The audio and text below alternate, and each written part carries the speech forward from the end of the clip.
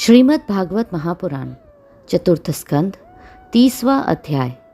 प्रचेताओं को श्री विष्णु भगवान का वरदान। विदुर जी ने पूछा, ब्राह्मण, आपने राजा प्राचीन बरही के जिन पुत्रों का वर्णन किया था, उन्होंने रुद्र गीत के द्वारा श्री हरि की स्तुति करके क्या सिद्धि प्राप्त की? बारहस्पत्य, मोक्षाधिपति श्री नारायण के अत्यंत प्रिय भगवान शंकर का अकस्मात सानिध्य प्राप्त करके प्रचेताओं ने मुक्ति तो प्राप्त की ही होगी। इससे पहले इस लोक में अथवा परलोक में भी उन्होंने क्या पाया, वह बतलाने की कृपा करे। श्री मैत्रेय जी ने कहा, विदुर जी, पिता के आज्ञाकारी प्रचेताओं ने समुद्र के अंदर खड़े रहकर रुद्र गीत के जप रूपी यज्ञ और तपस्या के द्वारा समस्त शरीरों के उत्पादक भगवान श्री हरि को प्रसन्न कर लिया। तपस्या करते करते 10,000 वर्ष बीत जाने पर पुराण पुरुष श्री नारायण अपनी मनोहर कांति द्वारा उनके तपस्या जनित क्लेश को शांत करते हुए सौम्य विग्रह से उनके सामने प्रकट हुए। गरुड़ जी के कंधे पर बैठे हुए श्री भगवान ऐसे जान पड़ते थे मानो सुमेरु के शिखर पर कोई श्याम घटा छाई हो। उनके श्री अंग में मनोहर पीतांबर और कंठ में कौस्तुभ मणि सुशोभित थी। अपनी दिव्य प्रभा से वे सब दिशाओं का अंधकार दूर कर रहे थे। चमकीले सुवर्णमय आभूषणों से युक्त उनके कमनीय कपोल और मनोहर मुखमंडल की अपूर्व शोभा हो रही थी। उनके मस्तक पर झिलमिलाता हुआ मुकुट शोभायमान था। प्रभु की 8 भुजाओं में 8 आयुध थे। देवता, मुनि और पार्षदगण सेवा में उपस्थित थे तथा गरुड़ जी किन्नरों की भांति साममय पंखों की ध्वनि से कीर्तिगान कर रहे थे। उनकी 8 लंबी लंबी स्थूल भुजाओं के बीच में लक्ष्मी जी से स्पर्धा करने वाली वनमाला विराजमान थी। आदि पुरुष श्री नारायण ने इस प्रकार पधारकर अपने शरणागत प्रचेताओं की ओर दया दृष्टि से निहारते हुए मेघ के समान गंभीर वाणी में कहा। श्री भगवान ने कहा, राजपुत्रों, तुम्हारा कल्याण हो। तुम सब में परस्पर बड़ा प्रेम है और स्नेहवश तुम एक ही धर्म का पालन कर रहे हो। तुम्हारे इस आदर्श सौहार्द से मैं बड़ा प्रसन्न हूँ। मुझसे वर मांगो। जो पुरुष सायंकाल के समय प्रतिदिन तुम्हारा स्मरण करेगा, उसका अपने भाइयों में अपने ही समान प्रेम होगा तथा समस्त जीवों के प्रति मित्रता का भाव हो जाएगा। जो लोग सायंकाल और प्रातःकाल एकाग्र चित्त से रुद्र गीत द्वारा मेरी स्तुति करेंगे, उनको मैं अभिष्ट वर और शुद्ध बुद्धि प्रदान करूँगा।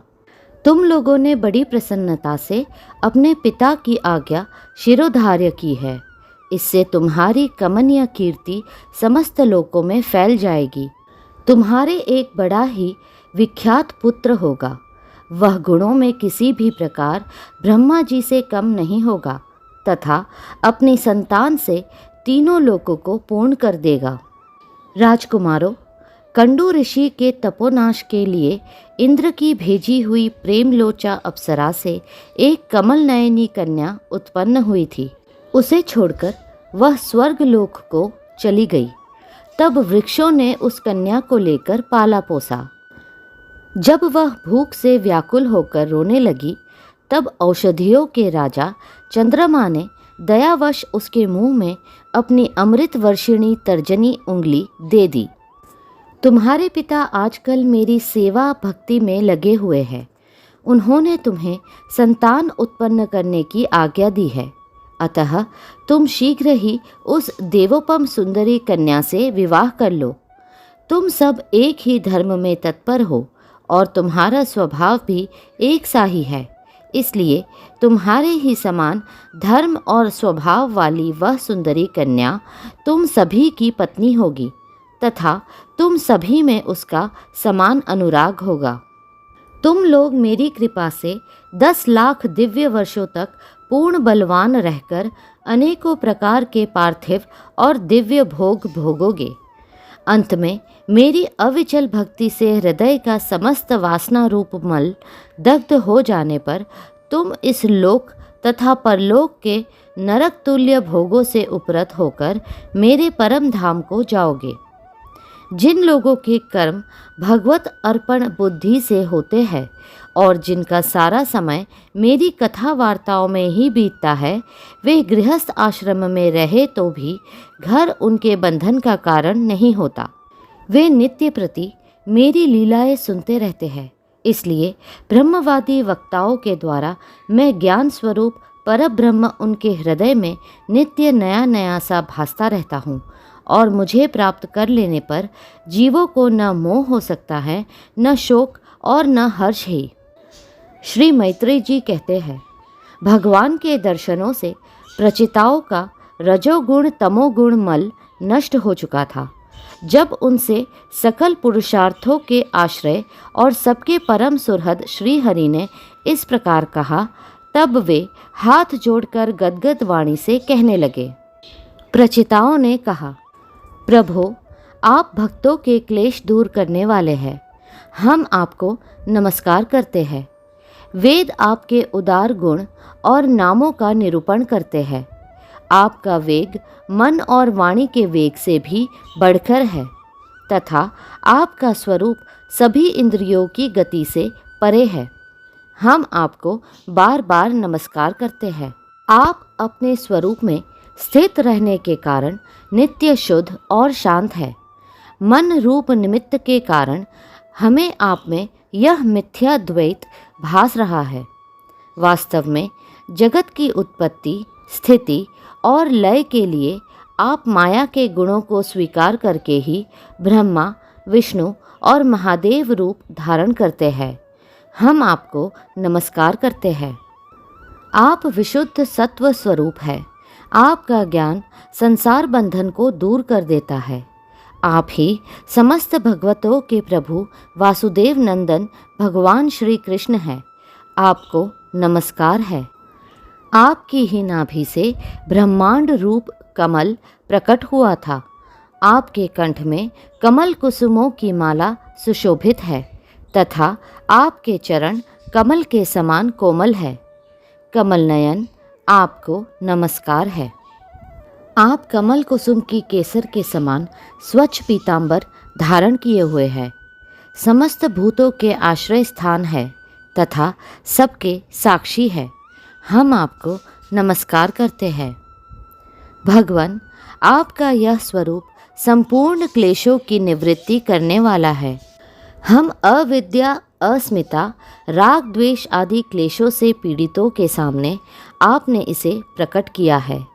इससे बढ़कर हम पर और क्या कृपा होगी। अमंगलहारी प्रभु, दीनों पर दया करने वाले समर्थ पुरुषों को इतनी ही कृपा करनी चाहिए कि समय समय पर उन दीन जनों को ये हमारे हैं इस प्रकार स्मरण कर लिया करें। इसी से उनके आश्रितों का चित्त शांत हो जाता है।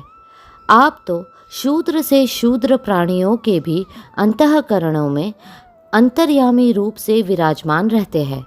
फिर आपके उपासक हम लोग जो जो कामनाएं करते हैं, हमारी उन कामनाओं को आप क्यों न जान लेंगे। जगदीश्वर, आप मोक्ष का मार्ग दिखाने वाले और स्वयं पुरुषार्थ स्वरूप है। आप हम पर प्रसन्न है। इससे बढ़कर हमें और क्या चाहिए। बस हमारा अभिष्ट वर तो आपकी प्रसन्नता ही है। तथापि नाथ, हम एक वर आपसे अवश्य मांगते हैं। प्रभु, आप प्रकृति आदि से परे हैं और आपकी विभूतियों का भी कोई अंत नहीं है। इसलिए आप अनंत कहे जाते हैं। यदि भ्रमर को अनायास ही कल्प वृक्ष मिल जाए तो क्या वह किसी दूसरे वृक्ष का सेवन करेगा। तब आपकी चरण शरण में आकर अब हम क्या क्या मांगे। हम आपसे केवल यही मांगते हैं कि जब तक आपकी माया से मोहित होकर हम अपने कर्म अनुसार संसार में भ्रमते रहे, तब तक जन्म जन्म में हमें आपके प्रेमी भक्तों का संग प्राप्त होता रहे। हम तो भगवत भक्तों के क्षण भर के संग के सामने स्वर्ग और मोक्ष को भी कुछ नहीं समझते, फिर मानवीय भोगों की तो बात ही क्या है। भगवत भक्तों के समाज में सदा सर्वदा भगवान की मधुर मधुर कथाएं होती रहती है, जिनके श्रवण मात्र से भोग तृष्णा शांत हो जाती है। वहाँ प्राणियों में किसी प्रकार का बैर विरोध या उद्वेग नहीं रहता। अच्छे अच्छे कथा प्रसंगों द्वारा निष्काम भाव से सन्यासियों के एकमात्र आश्रय साक्षात श्री नारायण देव का बार बार गुणगान होता रहता है। आपके वे भक्तजन तीर्थों को पवित्र करने के उद्देश्य से पृथ्वी पर पैदल ही विचरते रहते हैं। भला उनका समागम संसार से भयभीत हुए पुरुषों को कैसे रुचिकर न होगा। भगवान आपके प्रिय सखा भगवान शंकर के क्षण भर के समागम से ही आज हमें आपका साक्षात दर्शन प्राप्त हुआ है। आप जन्म मरण रूप दुस्साध्य रोग के श्रेष्ठतम वैद्य है, अतः अब हमने आपका ही आश्रय लिया है। प्रभु, हमने समाहित चित्त से जो कुछ अध्ययन किया है, निरंतर सेवा शुश्रूषा करके गुरु, ब्राह्मण और वृद्धजनों को प्रसन्न किया है तथा दोष बुद्धि त्याग कर श्रेष्ठ पुरुष, सुहृदगण, बंधुवर्ग एवं समस्त प्राणियों की वंदना की है और अन्न आदि को त्याग कर दीर्घ काल तक जल में खड़े रहकर तपस्या की है। वह सब आप सर्वव्यापक पुरुषोत्तम के संतोष का कारण हो, यही वर मांगते हैं। स्वामिन, आपकी महिमा का पार न पाकर भी स्वयंभू मनु, स्वयं ब्रह्मा जी, भगवान शंकर तथा तप और ज्ञान से शुद्ध चित्त हुए अन्य पुरुष निरंतर आपकी स्तुति करते रहते हैं, अतः हम भी अपनी बुद्धि के अनुसार आपका यशोगान करते हैं। आप सर्वत्र समान शुद्ध स्वरूप और परम पुरुष है। आप सत्वमूर्ति भगवान वासुदेव को हम नमस्कार करते हैं। श्री मैत्रेय जी कहते हैं, विदुर जी, प्रचेताओं के इस प्रकार स्तुति करने पर शरणागत वत्सल श्री भगवान ने प्रसन्न होकर कहा, तथास्तु। अप्रतिहत प्रभाव श्री हरि की मधुर मूर्ति के दर्शनों से अभी प्रचेताओं के नेत्र तृप्त नहीं हुए थे, इसलिए वे उन्हें जाने देना नहीं चाहते थे, तथापि वे अपने परम धाम को चले गए।